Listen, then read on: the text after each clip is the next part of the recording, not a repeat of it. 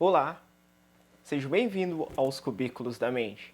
Hoje falaremos sobre 5 características, 5 aspectos dos seres vivos. Observem essas imagens. Tamanha biodiversidade do nosso planeta? Será que existe algo em comum entre todos os seres vivos? É sobre isso que veremos hoje. Os cubículos.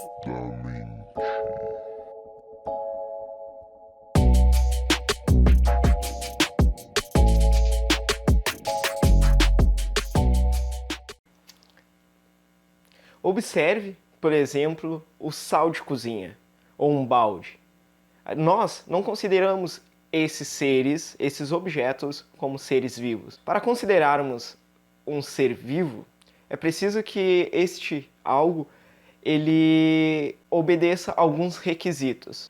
Um deles é ter na sua composição elementos químicos como o carbono e o oxigênio, também o hidrogênio e o nitrogênio. Esses compostos químicos são encontrados nos seres vivos e por causa que eles, de forma complexa, formam compostos orgânicos. Mas o que é um composto orgânico? Composto orgânico, na verdade, nós estamos acostumados já a ouvir, falar no nosso dia a dia deles. Porém, não com esse nome, compostos orgânicos. Mas garanto que você já ouviu falar sobre carboidratos, proteínas e DNA. Esses são exemplos de alguns compostos orgânicos. Carboidrato, eles são responsáveis por armazenar e fornecer energia. Proteínas auxiliam na defesa do nosso sistema. E o DNA ele é responsável por carregar as características genéticas de um ser vivo. A segunda característica dos seres vivos é o metabolismo e a manutenção do equilíbrio interno. O que isso quer dizer? Em diversos seres para todos os seres, existe algumas maneiras de ganhar e produzir energia. Nós, humanos, nós nos alimentamos.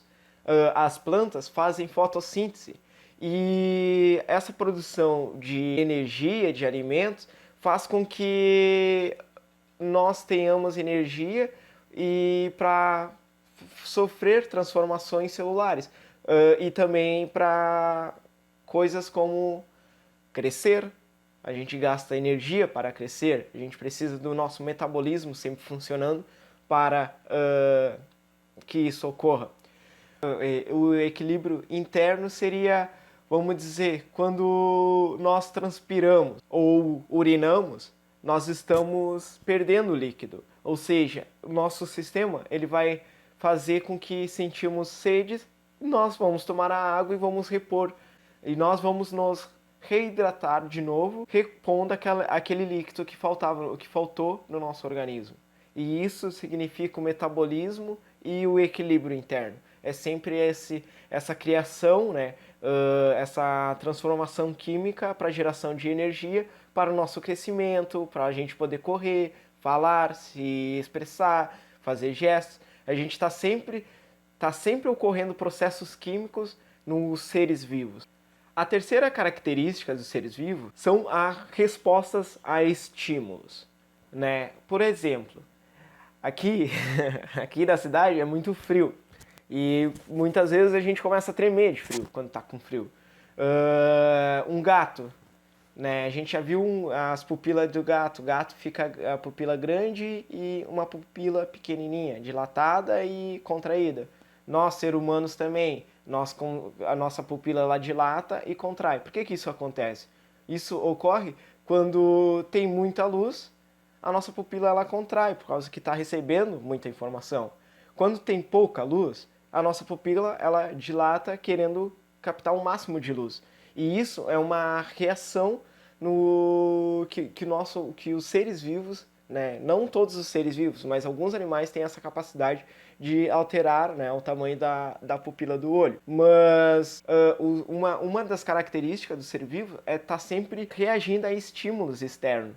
Vamos dizer, uma planta. Uma planta ela cresce em direção ao sol. Por quê? Por causa que ela precisa crescer em direção ao sol para captar mais luz. Uma planta que não recebe, né, a luz ou tem um foco de luz não tão direto, ela vai nascer meio torta em direção àquela luz. É um estímulo, é uma resposta dela devido ao meio ambiente. Isso caracteriza alguns seres vivos, ou se não todos, né? O quarto aspecto que veremos hoje é o ciclo de vida e reprodução.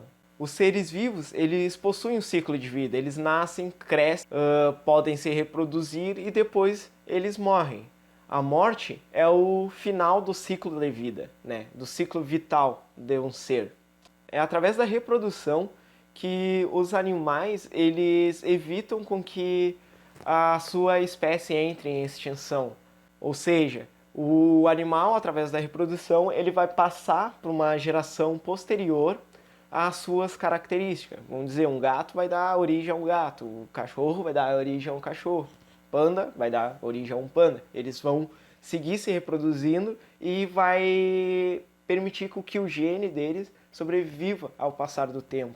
Isso, né, todo um ciclo vital, desde a nascença, crescimento e a capacidade de se reproduzir e a morte final, né, do final do ciclo, é uma característica dos seres vivos. E a quinta característica que veremos hoje são as células, né? A célula é a unidade básica da vida, ou seja, todo ser vivo ele é constituído por uma ou mais células.